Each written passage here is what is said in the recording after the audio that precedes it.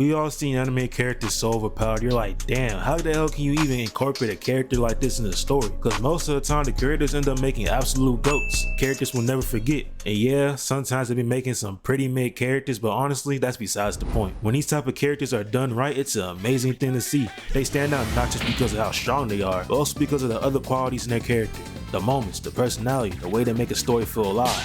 Even some who are mostly known for their strength can still be considered interesting characters if they have other aspects in their character. I won't lie though, sometimes the fan bases can be a little cancerous. And yeah, that's pretty ironic coming from a Tensura fan myself, but I gotta be honest. People love these characters because they get to say stuff like, "My favorite character destroys Goku with a single back shot," or some nonsense. I could care less about all that power scaling stuff anyway. It's so corny and just breeds a lot of toxicity in the community. But if we're actually talking about Rimuru and Saitama, we can see how each of the writers handle these broken characters. People might disagree, but Rimuru's the type of overpowered character still feels layered. You'll expect him to win battles cause dude has a bunch of good ass abilities and his convenience. But you're watching him build a nation, negotiate, and act like a leader while casually being untouchable. His strength almost becomes a tool to highlight the world around him, rather than just flexing. He starts off biased towards humans, which makes sense cause he used to be one, so naturally he tells his people to be nice to humans. But that blind goodwill actually backfires later, when humanity turns on Tempest and attacks his community. That moment is different because it shows how being a leader isn't just about power, it's about the weight of your words. Rimuru realized that even his good intentions can put his people in danger, and that experience not only pushed him to grow as a ruler, but also highlighted just how messed up discrimination and blind trust can be. So now he gotta get back for his people, and ends up doing so by using his ultimate move,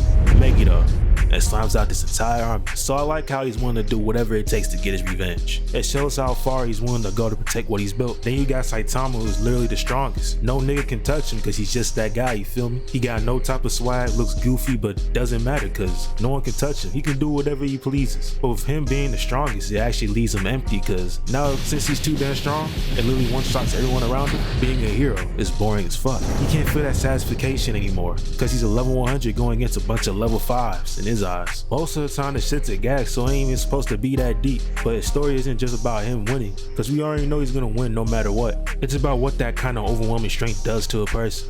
He just wants to feel the thrill and excitement of a real fight, but no matter what happens, none of these people can fill that void, which is why it works so well. So these two really aren't that deep in their writing, but have things that separates them from characters who serve no type of purpose in their stories. Then you got people like Gojo, Meruem, Madara, Isaac. Shit, put on right there too. You can literally write an English essay on their purposes and their characters, and your teacher and professor will immediately give you that 100% and congratulate you for being such an intelligent human being. But yeah, Gojo's supposed to be this untouchable guy with immense power, but his story shows that even the strongest characters have stakes. Him and Gato, for example, used to be close friends, but Gato's ideology clashed with Gojo's beliefs. That moment adds tension because it's not just a battle of strength, it's a battle of ideals, and Gojo has to weigh his feelings against what's right. His weakness tends to be his emotions. Once you got him emotionally distracted, that's when you got him. Bro is cooking in the Shibuya arc, and his emotions and overconfidence end up getting him sealed in the prison realm, leaving the entire world in chaos. And his absence creates higher stakes. His fight against Sukuna in the manga shows a similar idea.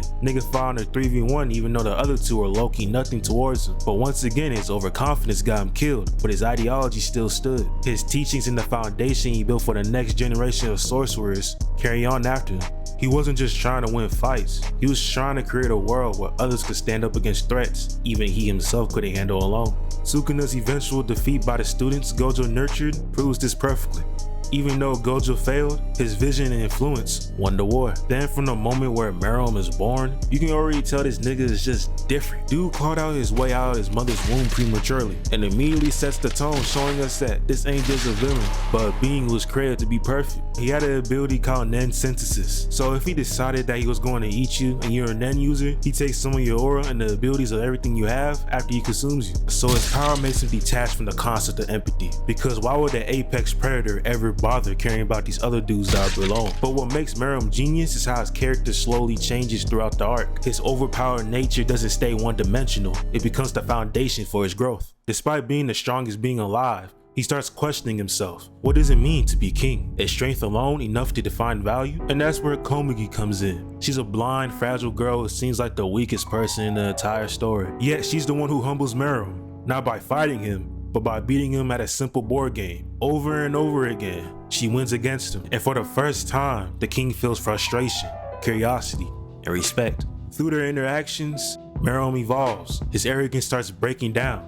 He develops patience and compassion and even love. He kind of stops viewing humans as disposable, and instead he starts to see them as complex, worthy beings. Komugi, someone who had nothing to her name, ends up becoming the one who defines Meruem's humanity. His final moments weren't about power or domination or flexing his strength. They were quiet, tender, and deeply human. He chose to spend them with Komugi, simply playing one last game before the both of them died due to the poison. That's the beauty of his character. His character is so peak, bruh. The Chimera Ant arc is also peak too. One of my favorite arcs in all anime.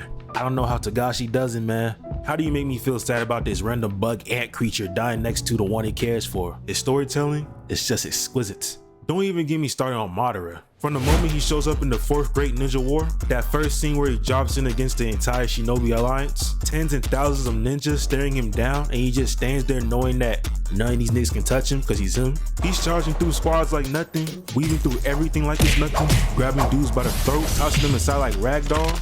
And he hasn't even used his real abilities yet. And when he finally activates Susanoo, when he fights the 5 Kage, he literally starts trolling these dudes and making jokes. This dude even created a bunch of clones and asked the 5 Kage about whether his clones should use Susanoo as well. Madara is an example of someone who was hyped up for so many years, it lived up to his potential. On some LeBron James type shit, he exceeded expectations. Kishimoto made him so overpowered to the point where they had to kill this dude by making Black Zetsu betray him. And then they give us Kaguya's trash ass. That shit is so disappointing. But I've been talking about the men a lot, so I gotta bring in the women too. Cause they also got some characters that are quite interesting as well. Like Yor. By day she's a gentle, awkward woman. Then by night she's the Thorn Princess, an assassin whose skills make her nearly untouchable. Yor's power works in contrast with her personality.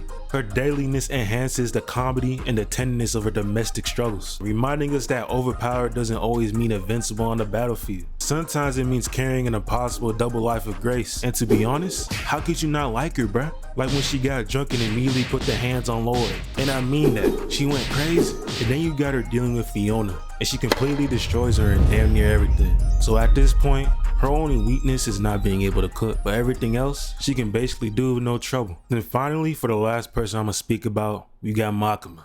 Unlike Yor, her strength isn't in physical combat, it's in control. She manipulates, dominates, and brings others to her will with terrifying ease. She doesn't need to fight you to win, and she's just completely calm with what she does. What do you mean that she's across the fucking city and still killing people by using a human sacrifice? Even though Denji was able to trick her and eat her up right after, Makima literally was the best character writing wise. Her entire goal was to eradicate fear, death, and hunger, and create an ideal world that would take away the suffering. She had the right idea, but went through the shit the wrong way. Put me in that universe and I could have changed her. At the end of the day, being too strong doesn't make a character boring. It makes the story find new ways to challenge them if done correctly. That's why the greats stand out. And there was probably a few more people I would have put, but I think I'm gonna just put them in a different video cause why the fuck not? But anyways, that's all I got. I'll see y'all later.